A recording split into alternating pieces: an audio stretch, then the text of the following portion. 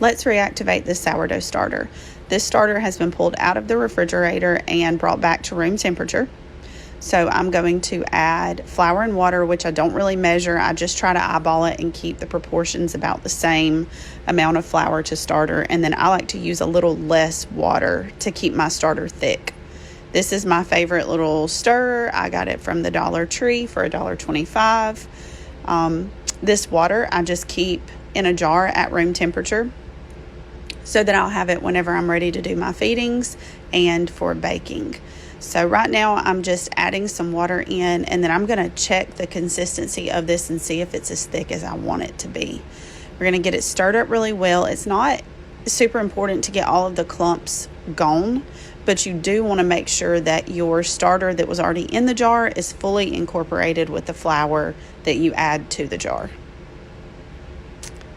You can see that this is still a little runny.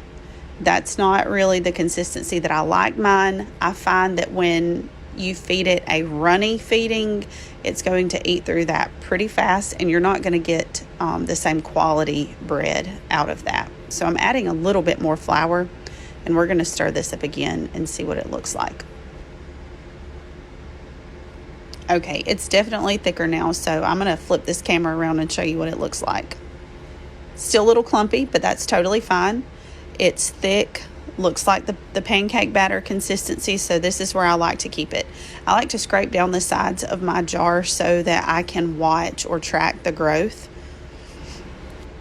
And that's it. I'm going to cover it with the little jar covers that I made and put it in a warm spot next to my stove, and I will come back and show you guys what it looks like.